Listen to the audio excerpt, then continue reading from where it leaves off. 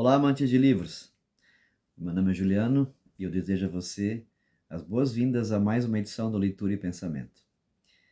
Nessa edição, nós vamos falar sobre um clássico da literatura universal, um clássico do horror, o estranho caso do Dr. Jekyll e do Sr. Hyde, do Mr. Hyde, ou O Médico e o Monstro, escrito pelo brilhante Robert Louis Stevenson. A história que é desenvolvida no Médico e o Monstro apresenta aí um tema, uma trama, dá para dizer também, não é? Que se popularizou na cultura. Já foi levado às telas do cinema, inspirou diversas animações. Eu lembro aqui do Pernalonga, que eu sempre gostava muito. Inspirou também a criação de um personagem icônico aí dos quadrinhos da Marvel, Stan Lee, que está muito famoso agora aí, recentemente, né?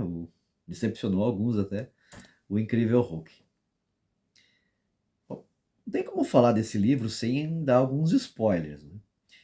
Ele trata aí de uma espécie de dualidade,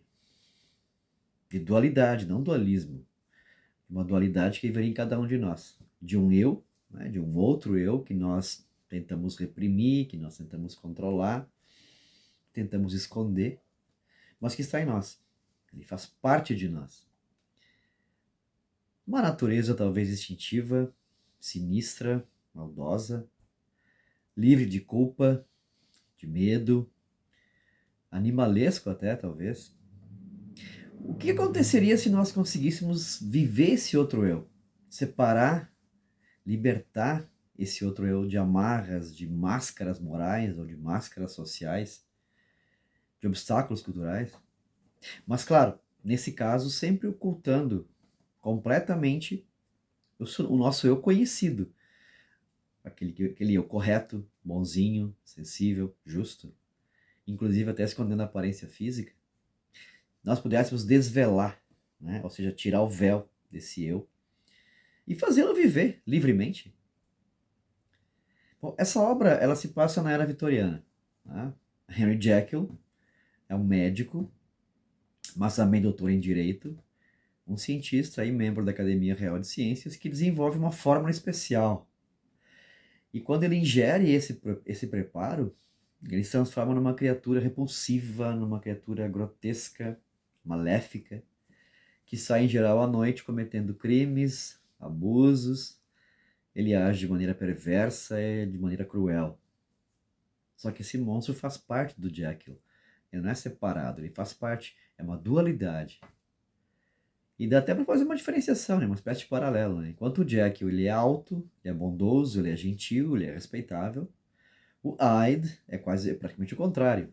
Ele é baixo, tem aparência mais jovem, ele é instintivo, ele é cruel e até covarde. Esse tema do médico monstro a gente pode dizer que já se tornou universal. Né? Ele é até um prato cheio para muitas discussões sobre elementos psicológicos, psicanalíticos. E até interessante a gente observar que essa obra foi publicada mais ou menos aí na época em que o Freud, ele já está, Freud jovem, claro, está fazendo suas pesquisas. Eu não sei dizer a vocês assim se o Freud chegou a ler o livro, né, Médico Monstro, mas mais ou menos 14 anos após a publicação desse livro, o Freud vai publicar o seu Interpretação dos Sonhos. E na interpretação dos sonhos ele vai lançar as bases da psicanálise, da sua noção de inconsciente e da forma como ele vê a influência do inconsciente sobre o nosso comportamento. Então, interessante isso, né? Mais ou menos na mesma época surge algo desse porte e dessa importância para a cultura. Mas é importante que a gente compreenda, pelo menos em geral, aí, como foi a era vitoriana, até para identificar de que forma essa época influenciou o Jekyll e naquilo, o Jekyll influenciou Stevenson e aquilo que ele pode ter querido nos mostrar nessa obra. E que às vezes, quando a gente lê, a gente nem sempre se dá conta, né? A era vitoriana ela marcou assim uma ascensão econômica muito intensa, muito forte para o Reino Unido. E essa ascensão, esse crescimento econômico vai acontecer especialmente porque o Reino Unido vai se lançar a um neocolonialismo na África, na Ásia, e é também uma época aí marcada pela segunda revolução industrial. Então nós temos aí o surgimento da fotografia, do telefone, de aplicações com eletricidade, mas é também uma fase de exploração do trabalho, inclusive até de exploração do trabalho infantil, que isso vai até ser retratado pelo Dickens, né, o Charles Dickens, que era contemporâneo do Stevenson, no clássico Oliver Twist. Há também aí o cultivo de uma moral puritana, que muitas vezes só de fachada, né? Há também, a gente pode dizer, que existia uma efervescência da vida noturna, bares, jogos, prostituição. A gente pode dizer que muitas pessoas administravam uma vida dupla até, né? Pessoas que ostentavam uma moral inabalável, pessoas corretas, honestas, né? Mas que saíam à noite aí em busca de diversão.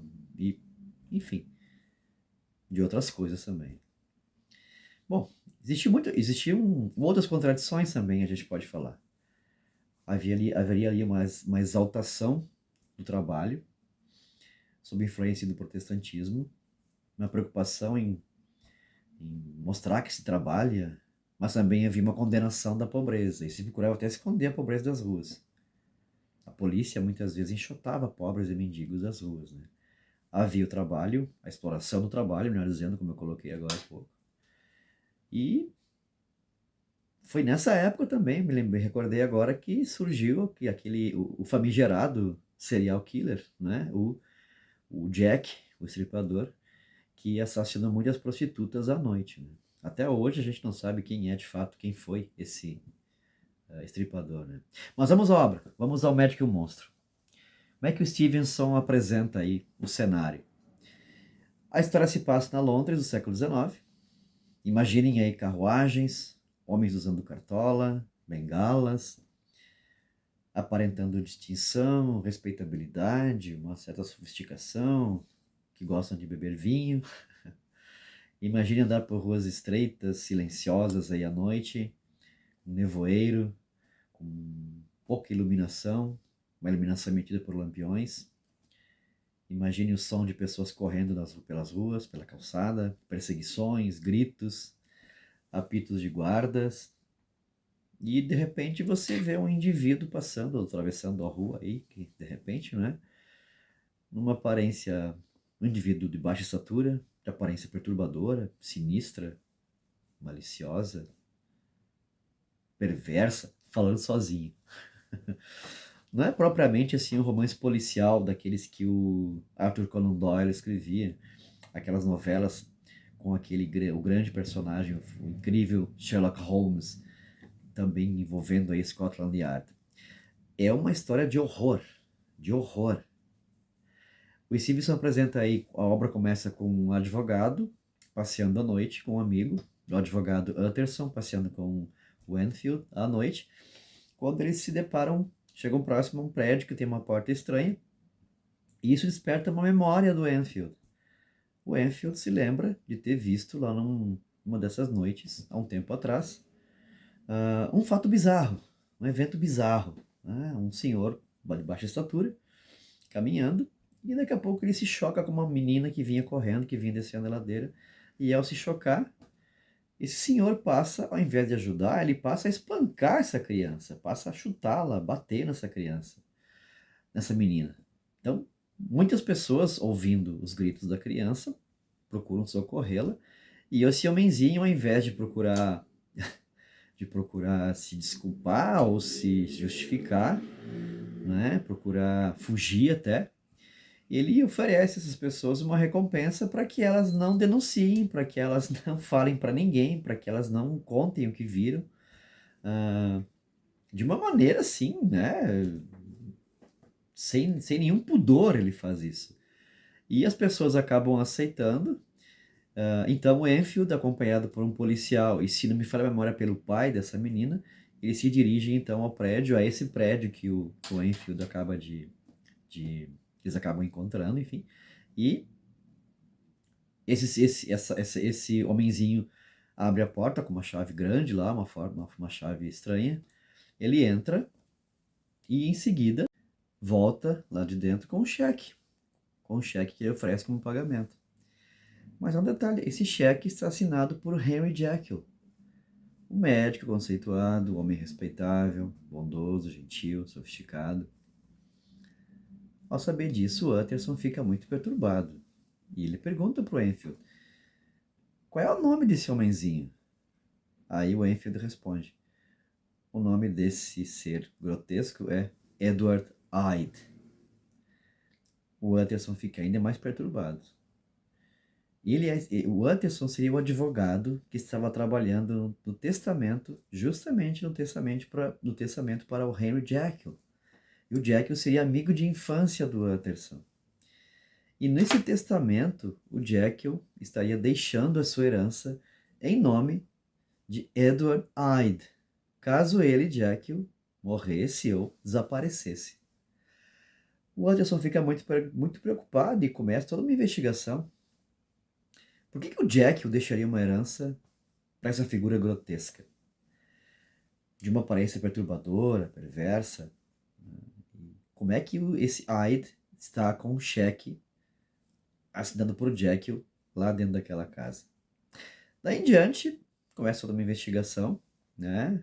A leitura, a gente dá a impressão que a gente vai ler algo semelhante ao Sherlock Holmes.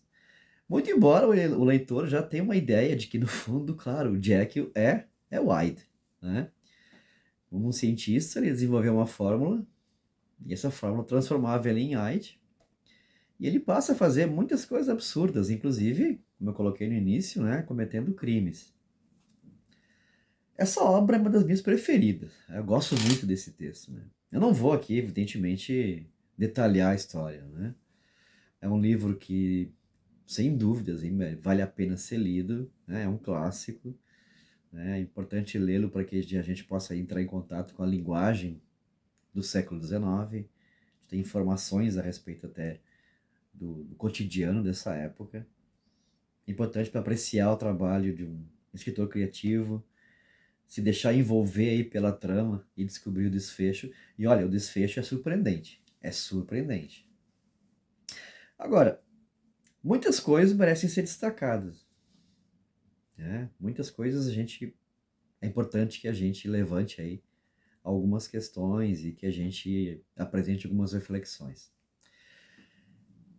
Dá até para dizer que é fora de questão que há um eu em nós, não é? Um eu que nós reprimimos, um eu que no fundo é o resultado do que nós reprimimos, do que nós escondemos, que haveria até um monstro em nós, um eu que nós não revelamos. Nós convivemos até, sim, com essa natureza dentro de nós, mas que a gente reprime, que dá até para dizer, apesar disso, que essa natureza nos influencia. Esse Aid que viveria em nós, ele seria o resultado de emoções, de desejos, de frustrações, de medos que nós reprimimos, de raiva, de rancor, talvez, ou de decepção com o que nós poderíamos ter dito e não dissemos, ou deveríamos ter feito e não fizemos. Nós escondemos esse Aid, dá para dizer assim, né, atrás das nossas máscaras sociais, das nossas máscaras morais. Talvez até reprimir esse AIDS seja fundamental para a sobrevivência e até mesmo para a espécie humana, né? Imagina se nós saíssemos por aí vivendo e fazendo tudo aquilo que nós gostaríamos e vivendo esse monstro, né? Só que até que ponto esse monstro entre aspas, né? Esse outro eu que a gente procura reprimir, que nós gostaríamos ou até imaginaríamos viver, até que ponto ele está realmente sob o nosso controle? Será que nós não somos controlados, pelo menos em parte, em momentos específicos, por esse monstro? Por esse outro eu? Por esse Aid que vive em nós?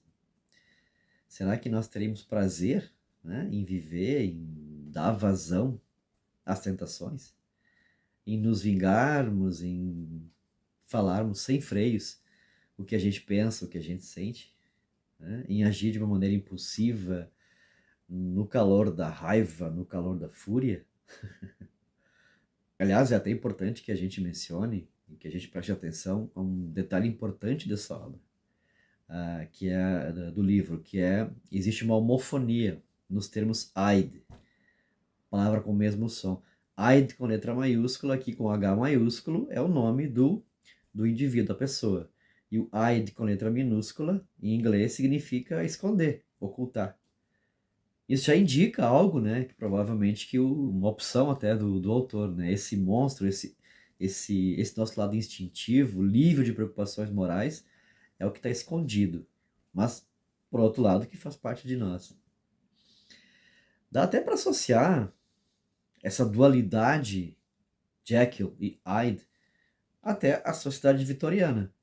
De um lado, a gente pode falar aí, pessoas que ostentam uma sofisticação, uma moralidade, uma moral puritana, né, uma moral inabalável, mas que saem à noite em busca de diversões, ou de prazeres proibidos, de prazeres secretos, mas que também, né, há ali um culto ao trabalho, progresso da indústria, também até a riqueza do Reino Unido, mas tudo isso construído contraditoriamente, né? E por que não de maneira monstruosa, perversa, dá até para dizer vil, à custa do quê? Do neocolonialismo, da exploração do trabalho, da exploração do trabalho infantil, como eu já mencionei antes.